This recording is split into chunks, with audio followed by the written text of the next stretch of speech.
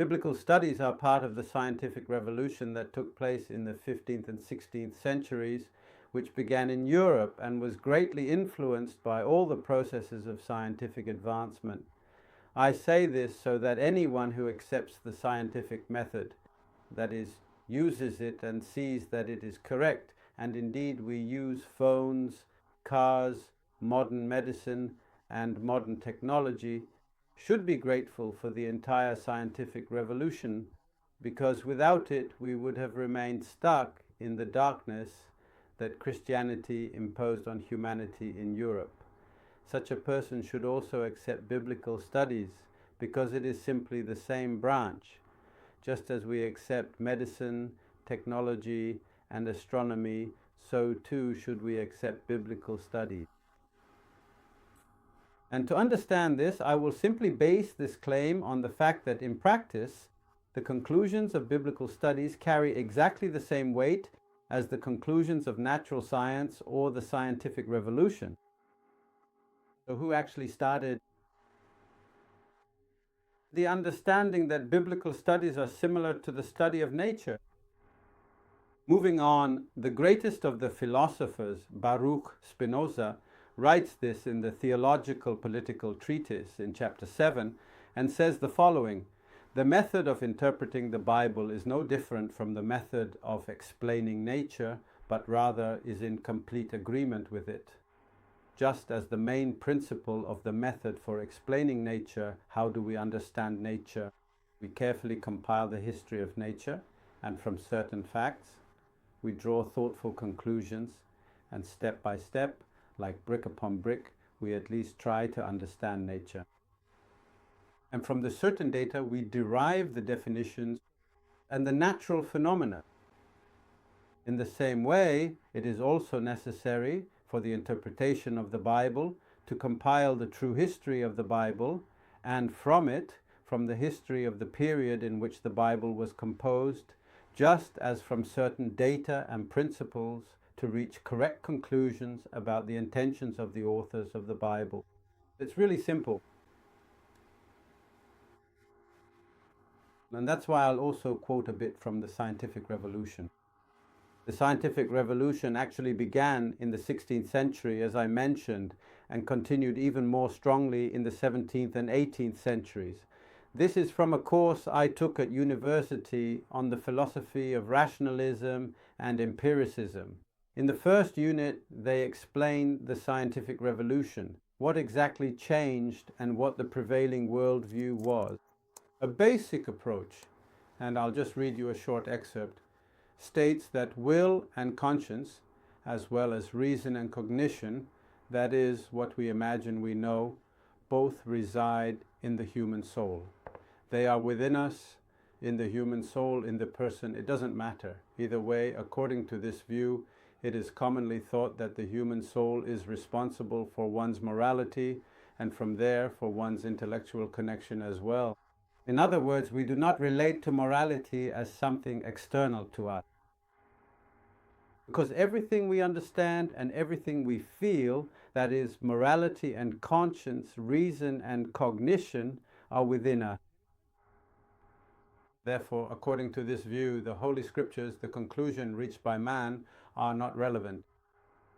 They are not the source of authority for determining either morality or our cognition, our knowledge. And the philosophical problem that the new science raised was, where is it? What is the place of the human soul in the world?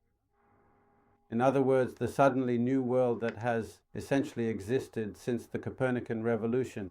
The Copernican meaning that the earth is a small star, a grain of sand among billions of stars. Suddenly you ask yourself, so wait, what are we even capable of?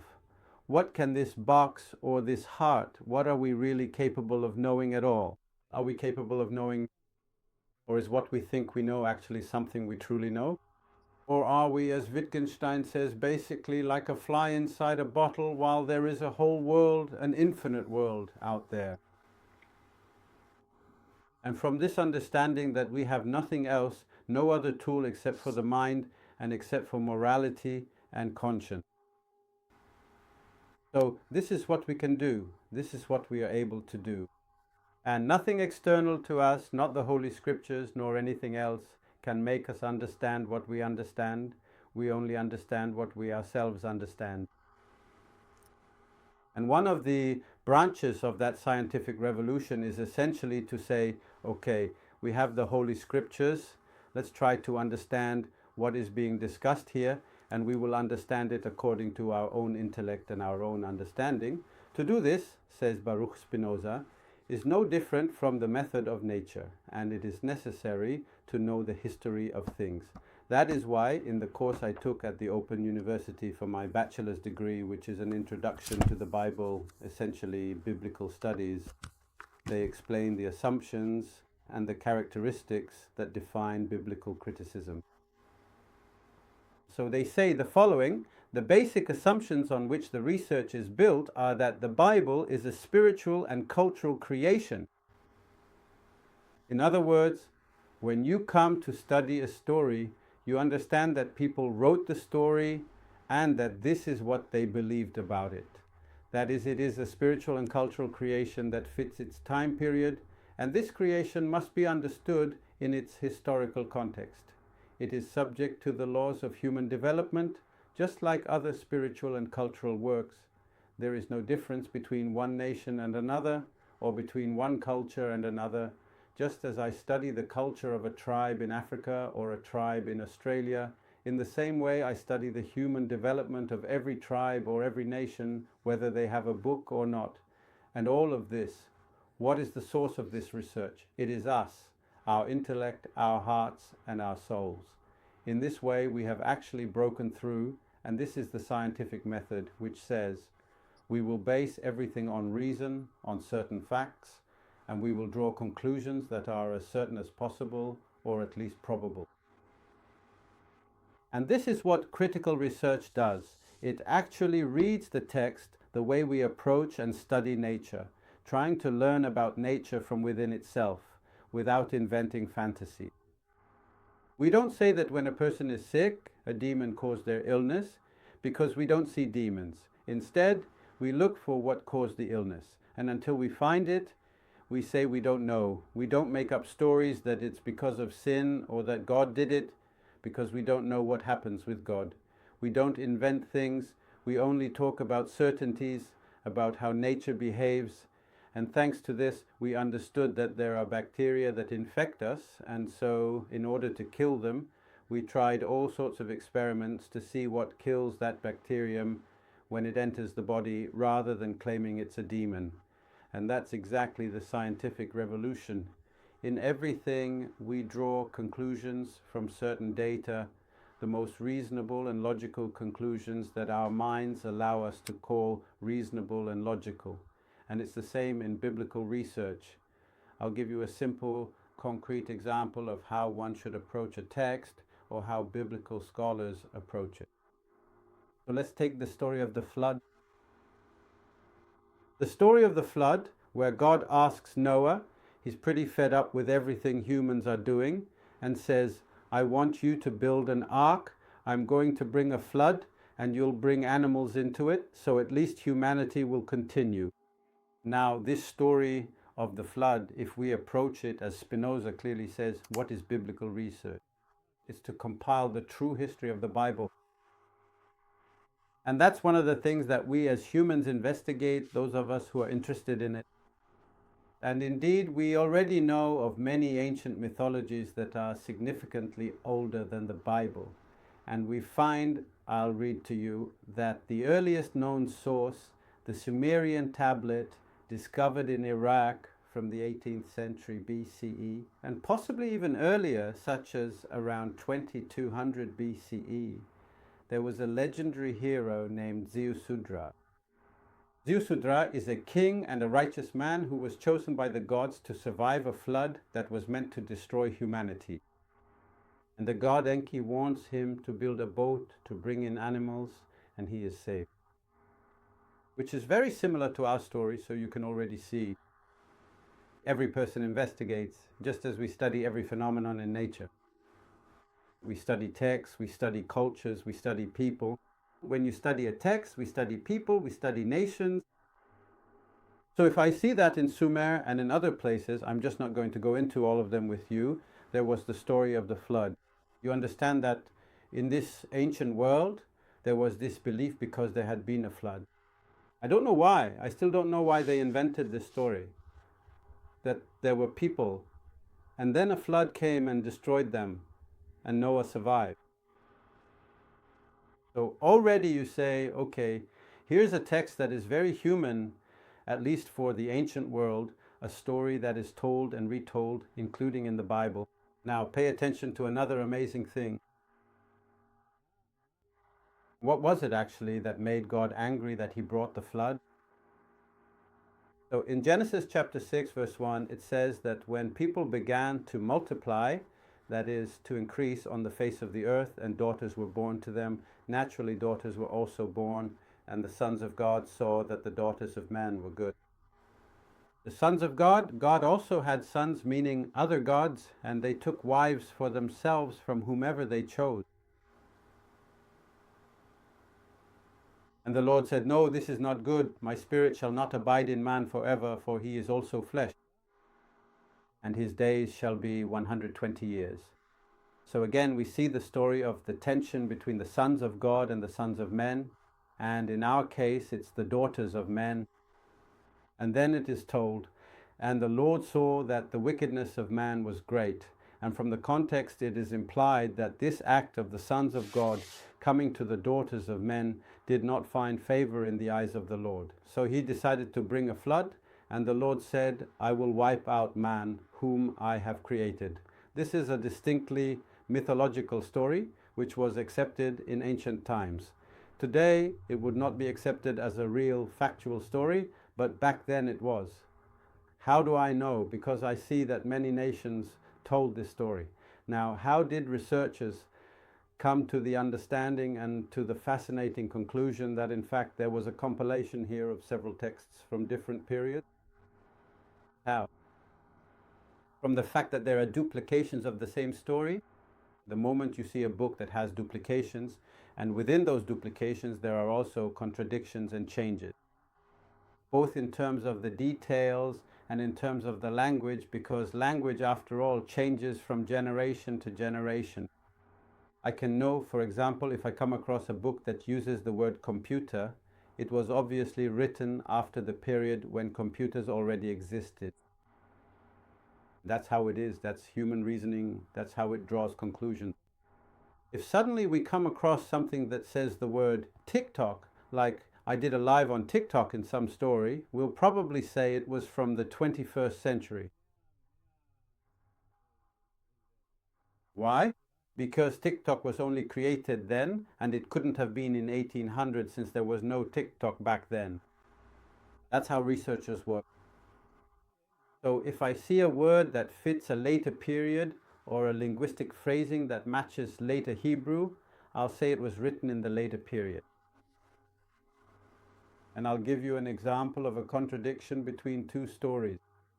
And this is the story of Noah entering the ark in chapter 6, after God comes and is already fed up with how humans are behaving and decides that Noah is righteous and tells him to build a ship, which in the Torah is called an ark, and to bring into it to...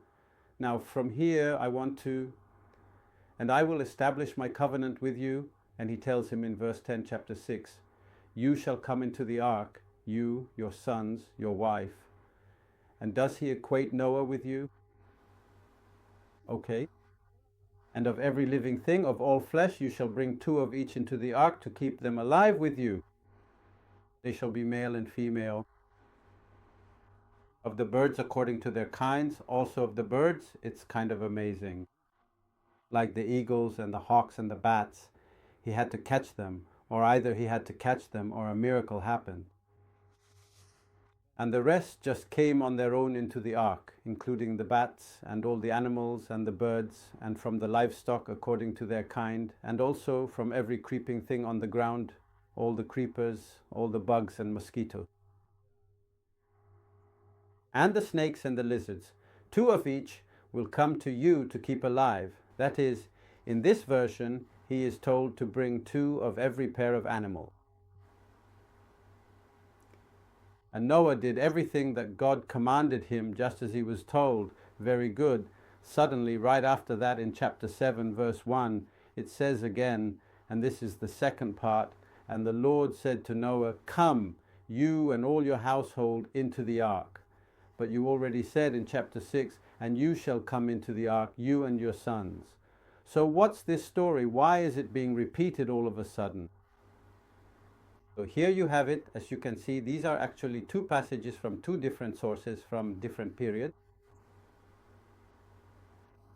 And the Lord said to Noah, "Come, you and all your household, for I have seen that you are righteous." Then he tells him to bring from every clean animal 7 pairs, male and female, that is, a male and its mate. And from the animals that are not clean, 2, only 2, also from the birds of the sky, bring 7. So here it doesn't specifically say bird, but also from the birds of the sky, 7 pairs, male and female. So it's no longer 2 like in the other story. Here it says 7, in the previous story it said 2. Now another difference is that in the previous story, which also says 2 by 2, what does it say? It says, "And God said to Noah," and Noah did all that God commanded him. In the second story, it doesn't say God. It says, "And the Lord said to Noah." So here it's the Lord, here it's 7, here it's God, here it's 2. And then you ask, why is there this duplication and why are there these differences? And the conclusion is that these are 2 different sources. A source of Yahweh, which scholars call J, and a source of E, which is God. And to conclude, I will finish and read you a passage from the Introduction to the Bible course, so you can understand the conclusion of biblical scholars and consider it. "And anyone who accepts the scientific method by necessity must accept biblical criticism, because it's the same thing." It's the same thing. There's no difference. As I read at the beginning, the method of biblical criticism is similar. It's exactly like the method of biblical criticism, because it's essentially the same concept of cognition. How do we know what we know? We only know according to reason. We have no other source. So I will read to you from the book Introduction to the Bible by the Open University. Examination, carefully examining every phenomenon without any prior assumptions or preconceived ideas, meaning simply to clarify and state the rules of scientific inquiry. What are the rules of scientific inquiry? It is the examination of every phenomenon without any prior assumptions, classifying the phenomena into their types, attempting to find a comprehensive explanation for them, and testing every explanation in light of the findings available to the researcher. Such an investigation of phenomena like repetitions, constantly repeating yourself, contradictions, and differences in perception and style. Suddenly, let's say, you see that there are many gods. There are sons of gods, and elsewhere there are only... So then there's monotheism, so that's a different kind of perception.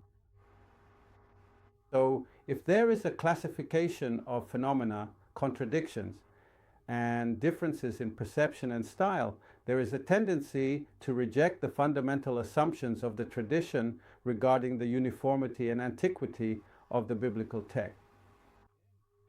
No, the entire Bible is just as the tradition says, meaning what fools say today. Today, that's foolishness, because after biblical criticism, it's foolish to think that... So there is uniformity by chance. It's really actually quite a lot like today, if people would come and try to heal themselves using special incantation.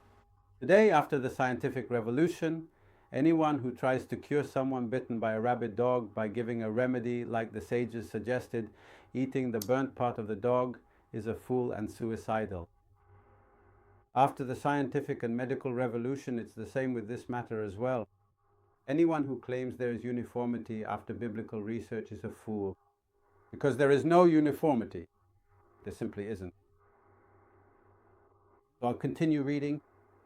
As a result, Biblical scholars have concluded that the Bible, with its 24 books, represents a process of development over generations, of a literary national creation produced by different authors in different periods, which contains both continuity and changes, and as a national cultural work, it reflects not only the important political and historical events in the history of Israel, but also and primarily the development that occurred in faith. There was development. We see within the writings the development of faith from many gods to one God, and in the thought of the people of Israel on average, the generation, and indeed the state of Israel after, I assume it adopts the scientific method, and part of the scientific method is also the study of the Bible.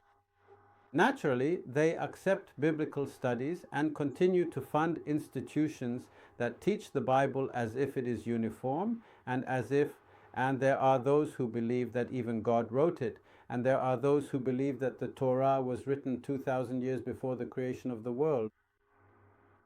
And then to think that the Babylonian Talmud is the book, they are the people who claim to know what God wants, while they relate to God as if he is physical and has a body, and they engage in endless hair-splitting arguments. And the state of Israel funds the yeshivas. This is like funding an institution that teaches only the medicine of Haza and gives its children Haza's remedies. It holds things back.